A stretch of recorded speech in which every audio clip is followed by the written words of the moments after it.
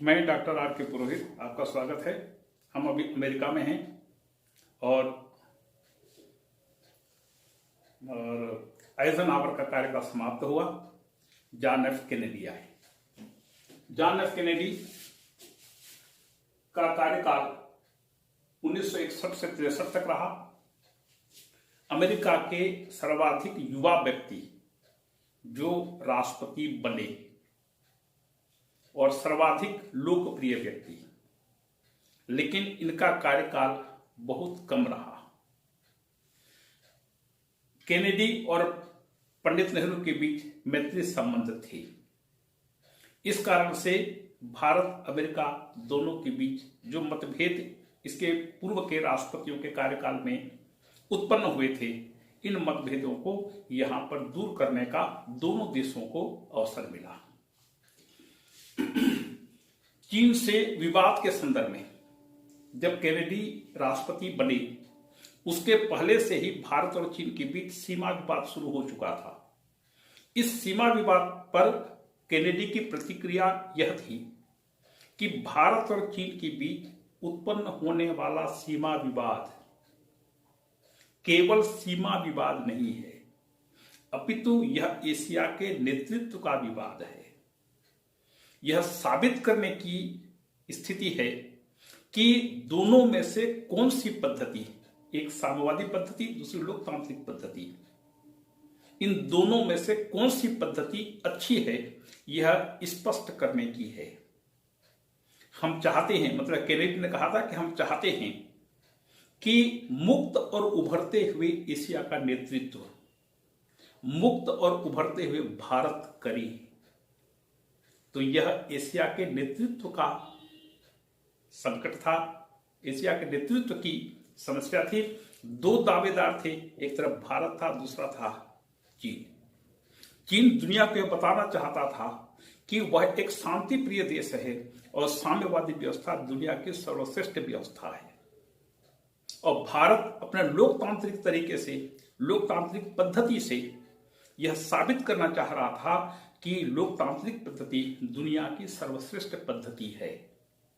तो अमेरिका की पूरी सहानुभूति चीन के साथ सीमा विवाद के संदर्भ में भारत के प्रति थी, और यह भी उल्लेखनीय है कि इस समय तक अमेरिका चीन को मान्यता नहीं दिया था। देखें और कौन कौन सी घटनाएं घटी। तो भारत चीन सीमा विवाद के संदर्भ में अमेरिका ने स्पष्ट रूप से भारत का समर्थन किया, चीन का उसने समर्थन नहीं किया। दूसरा था कश्मीर समस्या। कश्मीर की समस्या के बारे में अमेरिकन शासन की नीति पूरी तरह से बदल गई, और उसने स्पष्ट कहा कि कश्मीर समस्या का हल दोनों देश मिल बैठ करके परस्पर वार्ता के द्वारा निकाल लेंगे। इसके अलावा जब अमेरिकी विदेश मंत्री पाकिस्तान की यात्रा पर आए, तो विदेश मंत्री ने कहा कि आप दोनों देश मिल करके कश्मीर समस्या का निराकरण कर लेंगे। लिंडन बी जॉनसन, जो उसमें उपराष्ट्रपति थे, उन्होंने भी पाकिस्तान की यात्रा की, और जब पत्रकारों ने पूछा कि कश्मीर समस्या पर आपका स्टैंड क्या है, तो लिंडन बी जॉनसन ने कहा कि हमने, मतलब अमेरिका ने, पाकिस्तान के दृष्टिकोण को सुन लिया है। इस उदासीनता के चलते पाकिस्तान में यह बात घर कर गई कि अमेरिका से दोस्ती का कोई फायदा नहीं है।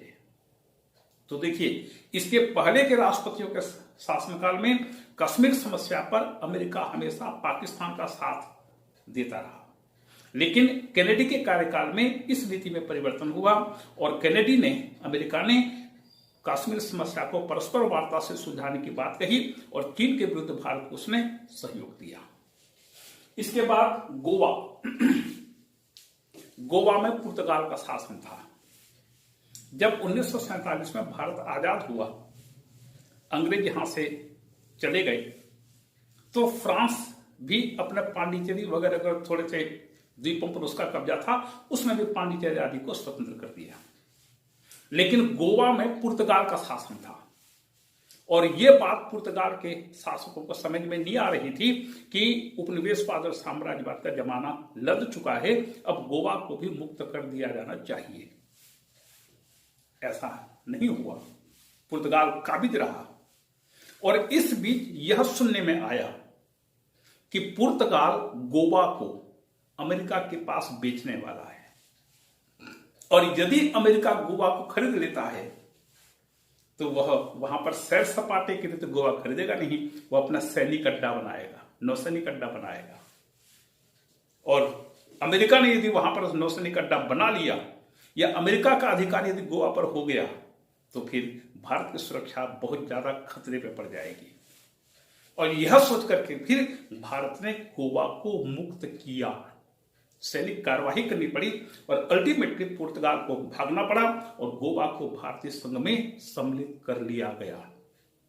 इस घटना के कारण थोड़ी सी मनोमालिन्यता आई, थोड़ा सा मतभेद भारत और अमेरिका की बात के बीच उत्पन्न हुआ, लेकिन दोनों ने, विशेष करके केनेडी ने, इस चीज को ज्यादा तूल नहीं दिया।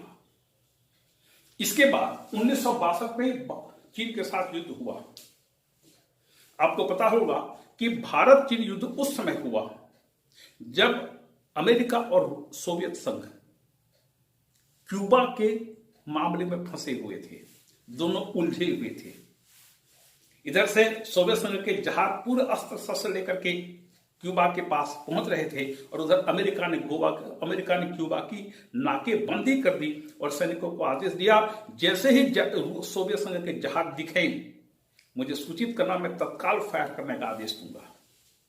केनेडी बिल्कुल कंट्रोल रूम में बैठ गया, लेकिन अंतिम समय में दोनों के सिक्स्थ सेंस ने काम किया। दोनों ने यह सोचा कि युद्ध से कोई फायदा नहीं। सोवियत संघ अपने जहाजों को वापस लेने पर सहमत हो गया और अमेरिका ने भी क्यूबा की नाकेबंदी को हटा दिया। जब अमेरिका क्यूबा के संकट से मुक्त हुआ तब उसका ध्यान भारत की ओर गया, क्योंकि इस समय चीन भारत पर आक्रमण कर चुका था, भारत चीन के बीच युद्ध शुरू हो चुका था। अमेरिका ने भारत को त्वरित गति से सहायता प्रदान की और सोचिए कि 91 घंटे के अंदर हजारों टन युद्धक सामग्री उसने भारत को तत्काल पहुंचाने का प्रयास किया। भारत के साथ साथ फ्रांस और कनाडा से भी हमको युद्ध सामग्री मिली और आगे चल करके 20 नवंबर को दोनों देशों के बीच युद्ध विराम हुआ। तो इस प्रकार से देखते हैं कि भारत चीन युद्ध में अमेरिका ने भारत को साथ दिया। 1963 में केनेडी की हत्या हो गई। हत्या का कारण क्या था? काले गोरे के बीच रंग भेद की, प्रजाति भेद की नीति को दूर करना, खत्म करना। और इसी घटना ने, इसी कार्यक्रम के कारण केनेडी की हत्या हुई। 3 साल नवंबर 1963 को उनकी हत्या हुई और इसके बाद उपराष्ट्रपति राष्ट्रपति बने। लिंडन बी जॉनसन उपराष्ट्रपति थे, वो राष्ट्रपति बन गए। लिंडन बी जॉनसन का कार्यकाल होता है 1963 से 1968 तक। इस अवधि में भारत और अमेरिका के बीच उदासीनतापूर्ण संबंध रहे। क्यों? सबसे महत्वपूर्ण बात थी वियतनाम युद्ध। इस समय लिंडन बी जॉनसन का प्रशासन वियतनाम युद्ध में फंसा हुआ था। वियतनाम पहले फ्रांस का उपनिवेश था। सेकेंड वर्ल्ड वॉर के बाद जब फ्रांस वहां से हटना चाहा तो अमेरिका की शाह पर फ्रांस फिर वहां पर काबिज होने की कोशिश करने लगा। 2 भाग हो गए वियतनाम के। उत्तर वियतनाम साम्यवादी, दक्षिण वियतनाम फ्रांस और अमेरिका के पक्ष में, अमेरिका के अधीन। इनके बीच 1945 से लेकर के 1975 तक 30 वर्ष तक लगातार युद्ध हुआ और इस युद्ध की अवधि में सबसे ज्यादा लिंडन बी जॉनसन के कार्यकाल में अमेरिका ने उत्तर वियतनाम पर बमबारी की। सबसे ज्यादा जॉनसन के कार्यकाल में बमबारी हुई थी, मतलब युद्ध अपनी चरम सीमा पर पहुंचा था। तो अमेरिकन प्रशासन चूंकि वियतनाम के युद्ध में फंसा हुआ था, इसलिए उसे दुनिया के अन्य घटनाओं के बारे में सोचने की, कुछ करने की फुर्सत नहीं थी, टाइम नहीं था। तो अमेरिकन प्रशासन पूरा वियतनाम के युद्ध में फंसा हुआ था। इसके बाद जब भारत पाकिस्तान युद्ध हुआ 1965 में, तो अमेरिका ने दोनों देशों को शस्त्रों की आपूर्ति बंद करने की घोषणा की और दोनों को समान स्तर पर रखा, क्योंकि उससे फुर्सत ही नहीं थी, क्या करेगा वो। तो दोनों को, आक्रांत और आक्रामक दोनों को एक समान स्तर पर रखा।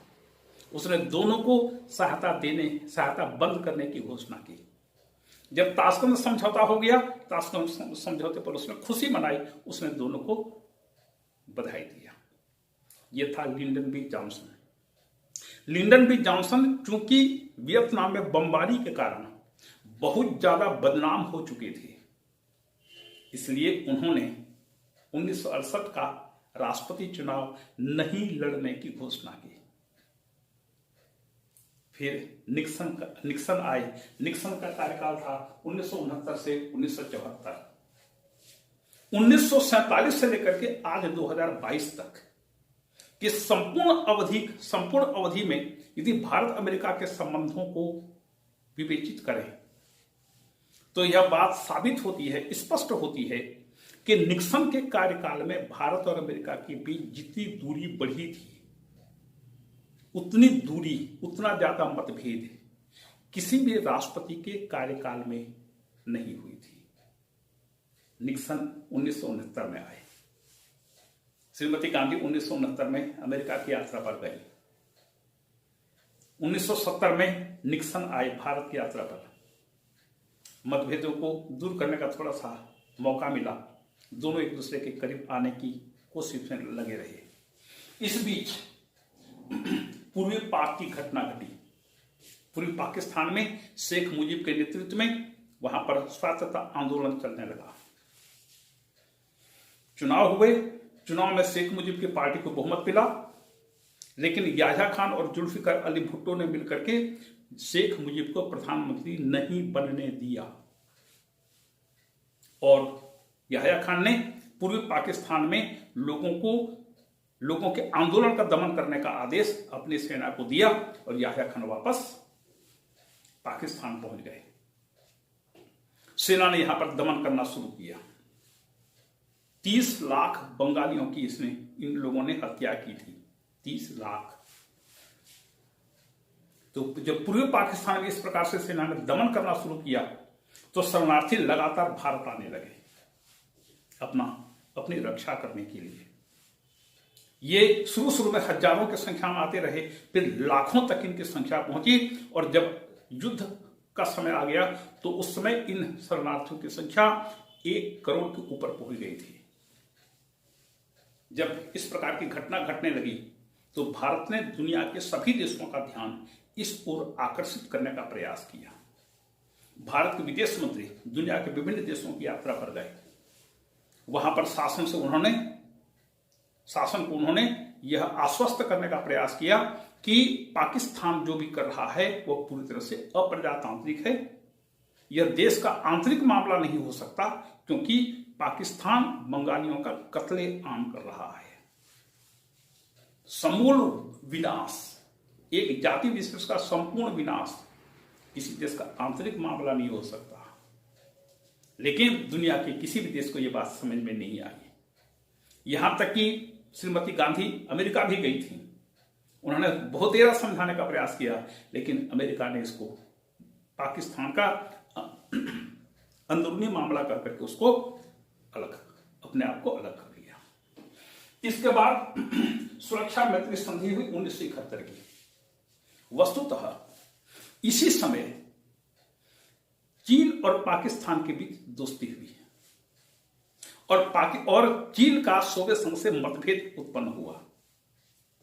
1969 में ही सोवियत संघ और चीन के बीच सीमा संघर्ष हुआ, विवाद नहीं, संघर्ष हुआ। और इस संघर्ष के चलते सोवियत संघ और चीन एक दूसरे से दूर होने लगे। तो अमेरिका ने इस अवसर का फायदा उठाना चाहा और इसमें मध्यस्थता का काम किया पाकिस्तान। परिणाम स्वरूप पाकिस्तान के इसरार पर अमेरिका ने साम्यवादी चीन को मान्यता प्रदान की। यह उल्लेखनीय है कि 1949 में साम्यवादी व्यवस्था की स्थापना के बाद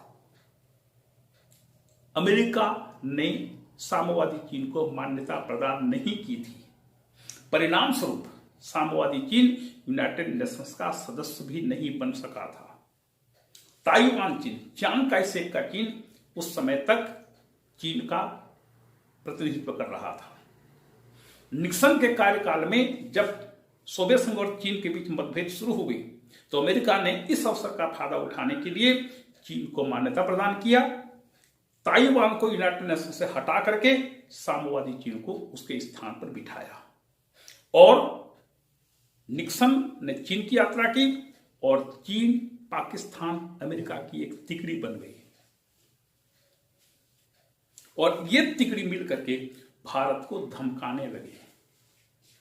हेनरी किसिंजर जो अमेरिकन विदेश मंत्री थे, उन्होंने कहा कि यदि पाकिस्तान भारत पर आक्रमण करता है या चीन और पाकिस्तान दोनों मिलकर के भारत पर आक्रमण करते हैं तो भी अमेरिका भारत की सहायता नहीं करेगा। मतलब तीनों देश मिलकर के भारत पर आक्रमण की योजना बना रहे थे।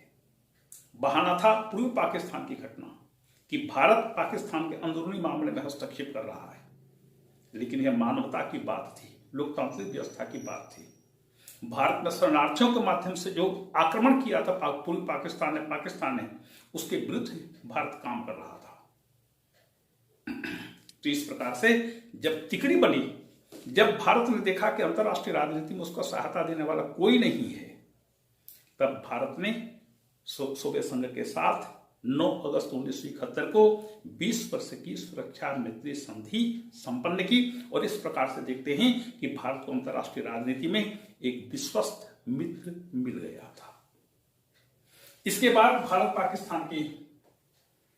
पाकिस्तान के बीच युद्ध हुआ 1971 में।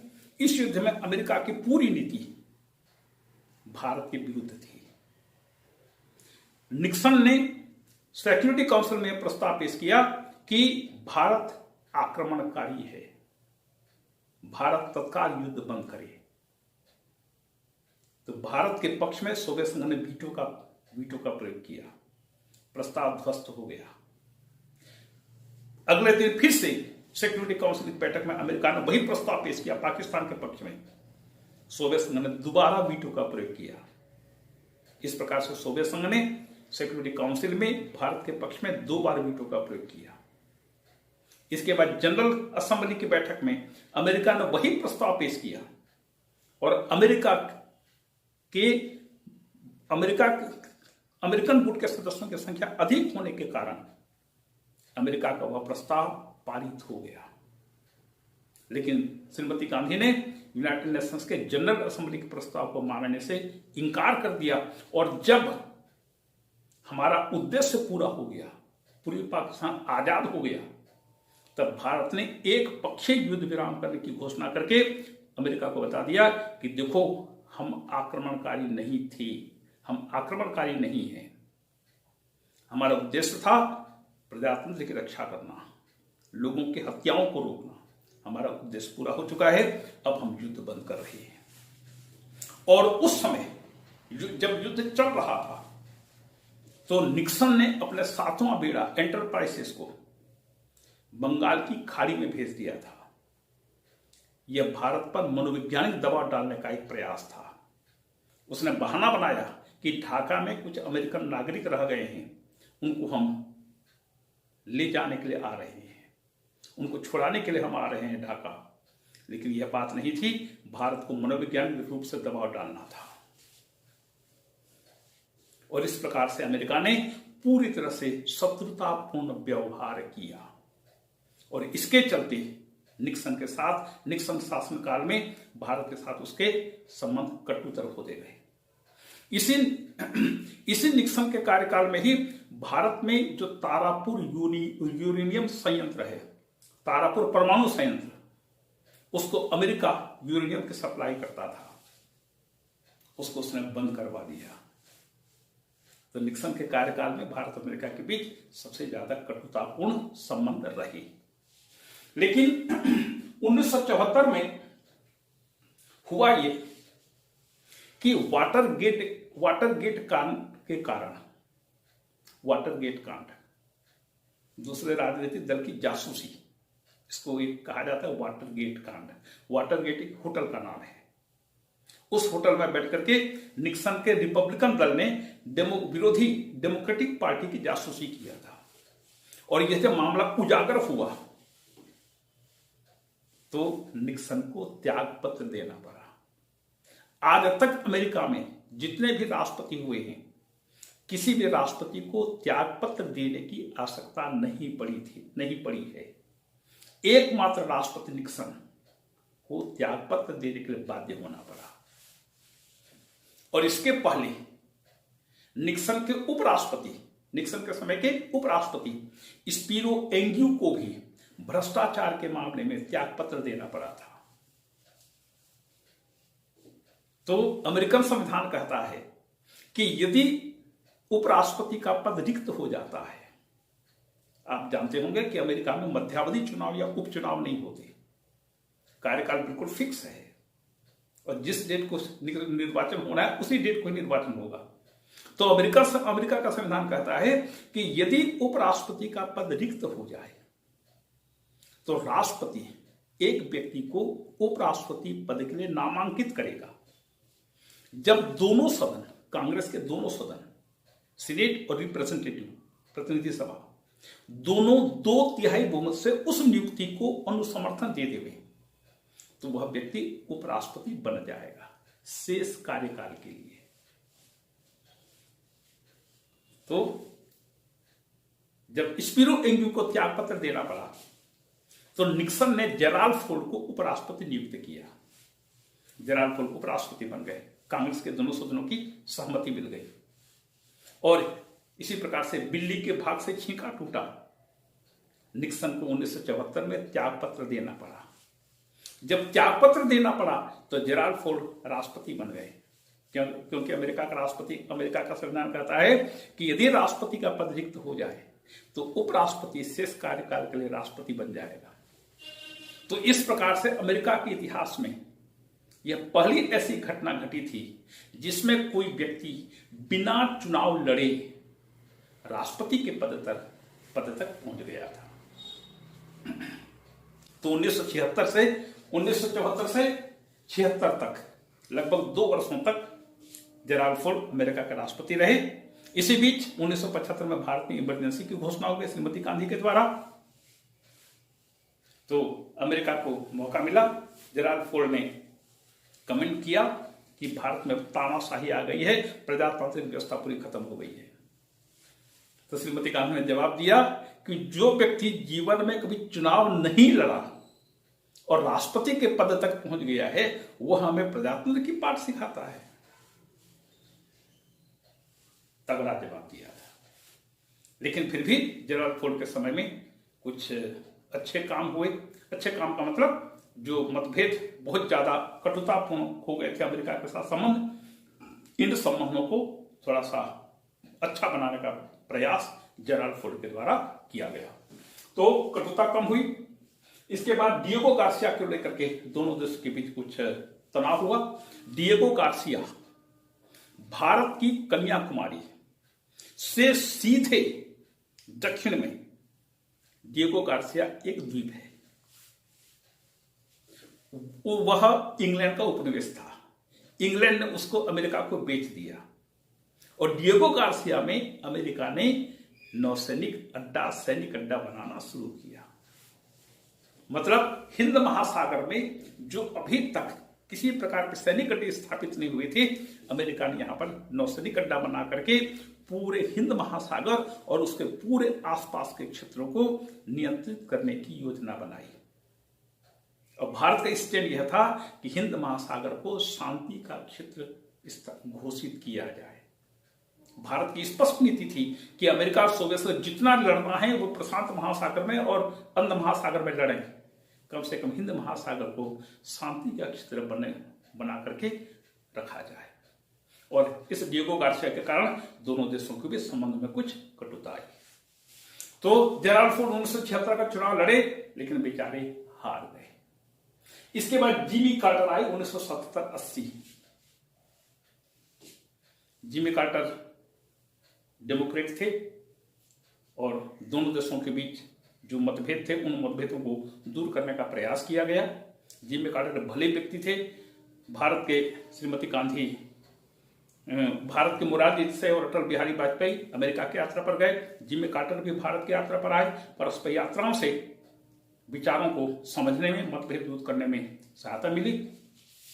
तो परस्पर यात्रा हुई और तारापुर परमाणु संयंत्र को, जो अमेरिका ने यूरेनियम सप्लाई बंद कर दिया था, जिमी कार्टर ने यूरेनियम की सप्लाई फिर से कंटिन्यू करने का आदेश जारी किया। 1980 में चुनाव हुए। 1980 के चुनाव में जिमी कार्टर बेचारे हार गए और एक नए व्यक्ति रोनाल्ड रीगन राष्ट्रपति के पद पर निर्वाचित हुए। इनका कार्यकाल था 1981 से 88 तक। रोनाल्ड रीगन ने पद ग्रहण करते ही अलेक्जेंडर हेग को अपना विदेश सचिव नियुक्त किया। अलेक्जेंडर हेग अमेरिका के जनरल के पद पर काम कर चुके थे। तो सबसे पहले पाक का सन्निकरण। सऊदी अरब ने पाकिस्तान को 3.2 अरब डॉलर का ऋण दिया या सहायता प्रदान किया और उस 3.2 अरब डॉलर का पाकिस्तान ने अमेरिका से अस्त्र शस्त्र खरीदा। पाकिस्तान का सैन्यकरण करना शुरू कर दिया अमेरिका ने और इसी पैसे से अमेरिका ने पाकिस्तान को F-16 विमान, दुनिया का सबसे टॉप लेवल का बमवर्षक विमान F-16, हार्पून और क्रूजर मिसाइल्स दिया। और इस प्रकार से भारतीय उपमहाद्वीप में जो एक इम्बैलेंस की स्थिति उत्पन्न हो गई, उसके लिए अमेरिका ने कार्य किया। भारत पाकिस्तान के तनाव, भारत अमेरिका के बीच तनाव उत्पन्न हो गया। फिर तारापुर को उसने यूरेनियम बंद कर दिया। जो जिमी कार्टर ने शुरू किया था उसको उसने फिर से बंद कर दिया। और इस प्रकार से देखते हैं कि रीगन के कार्यकाल में भारत अमेरिका के बीच पुनः मतभेद उत्पन्न होने लगे। मतभेद उत्पन्न होने का मूल कारण यह था कि भारत का यह सोच रहा था कि पाकिस्तान को इस प्रकार से सैनिक सामग्री की आपूर्ति न कीजिए, क्योंकि यदि पाकिस्तान शस्त्र खरीदेगा तो भारत को भी मजबूर होकर के अस्त्र शस्त्र खरीदना पड़ेगा और भारत जो पैसा जनता के विकास के कार्य में लगाना चाहता है उस पैसे का वह अस्त्र शस्त्र खरीदने के लिए बाध्य हो जाएगा। तो पाकिस्तान के सैन्यकरण की अमेरिकन योजना के कारण भारत और अमेरिका के बीच मतभेद शुरू हुए, जबकि अमेरिका का यह कहना था कि हम पाकिस्तान को सैन्य आपूर्ति केवल सोवियत संघ के विरुद्ध दे रहे हैं, साम्यवाद के विरुद्ध दे रहे हैं। लेकिन जरा सोचिए कि पाकिस्तान इस जन्म में क्या अगले 10 जन्म तक भी सोवियत संघ से लड़ने का सोच भी सकता था? नहीं सोच सकता था। इसके पहले के युद्ध में यह स्पष्ट हो चुका था कि अमेरिका ने जो भी अस्त्र शस्त्र की सप्लाई पाकिस्तान को किया था, पाकिस्तान ने उन्हीं अस्त्र शस्त्रों का प्रयोग भारत के साथ युद्ध में किया था। तो स्वाभाविक है यदि पाकिस्तान का सैन्यकरण होता है तो भारत इससे प्रभावित होता है। तो रीगन के कार्यकाल में भी भारत अमेरिका के बीच मतभेद उभर कर सामने आए। आज की चर्चा यहां पर, अगले व्याख्यान में फिर आगे देखेंगे। आपको धन्यवाद।